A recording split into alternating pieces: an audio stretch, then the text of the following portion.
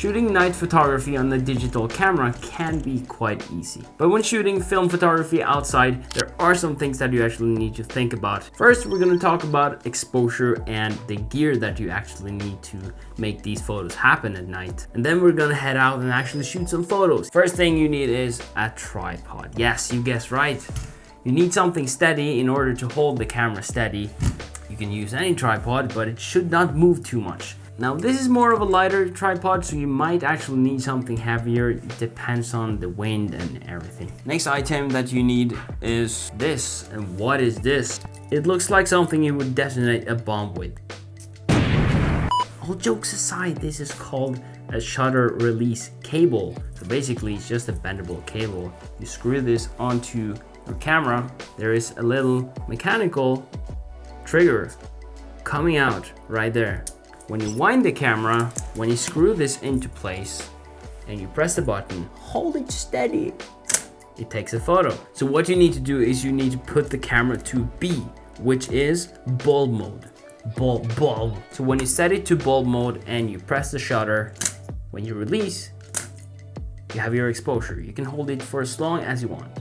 And that is pretty much it. You can use any camera that has this shutter release function. We will be shooting the photos at f8. So with f8 we're gonna get most of the frame in focus, because there is nothing that needs to be out of focus in my frame anyway.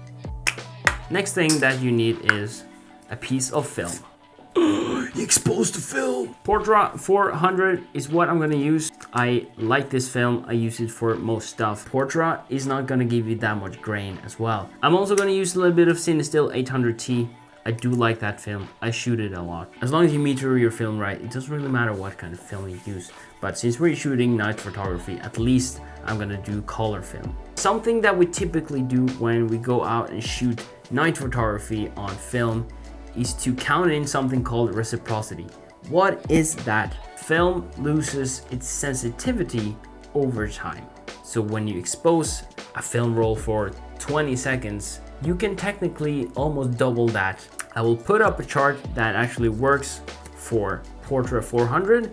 Like you see on the chart here, 10 seconds of exposure time measured by a light meter. You can basically let the shutter be open for 21 seconds. So now different film stocks have different measurements. So check on the manufacturer's website and see if there's actually something that you have to consider or not. You will also need a light meter, but if you don't have one, you can actually use your phone. I use an app.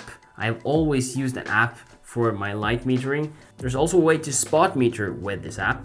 It is time, my friend. We are in Warsaw, where I have lived for a year of my life. I have shot pictures here before, so I know exactly where I'm gonna go now. The first place we're gonna set up the camera is at a sign right here, but it's a little sketchy setting up a camera just in the wild. So this is the first location for today. I have set up the camera right here with the cable release. Try to frame it up just like this, so we have the foreground a little bit of the tree right there. So it's now steady and secure. Now we're gonna measure the light with this app on my phone that I talked about. I'm gonna shoot it at f8. It says 17 seconds. According to the reciprocity chart, that should be 44 seconds. We're gonna try to do one at 17 seconds and one at 44 seconds and see just what happens. 17 seconds first. And do a little happy dance as we wait. And now we're gonna do the one in 44 seconds. Let's go.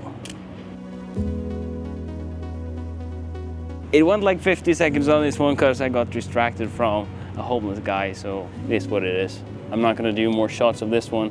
So this is the next location. This is gonna be a vertical shot.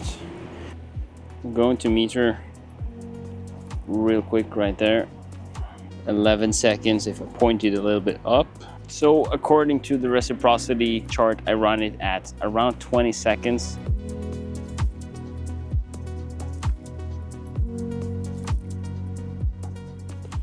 This right here is a pretty interesting frame because you have basically new Warsaw right there and old Warsaw right here. So you got like 2 different eras in the same pictures. It seems like 11 seconds would be enough, but according to the reciprocity chart, 11 seconds would be around 24. Let's go. And a little bit more, and then let's say right there. I go a little bit over. You know, film can be overexposed, not underexposed. Didn't have too much time to actually capture more shots than that, so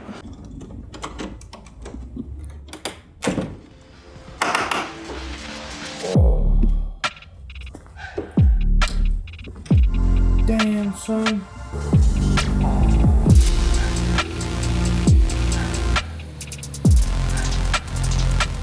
what is up everyone? We are here today with Marcus's Ferrari, the 348.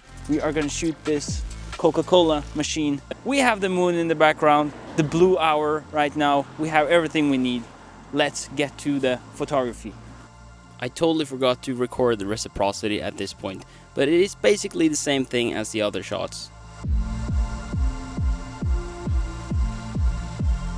Now as you can see here, the cinestill does have more grain, but I think it looked really well in the end.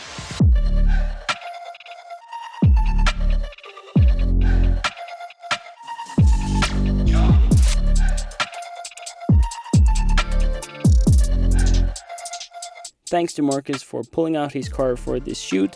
I hope you learned something. See you in the next one.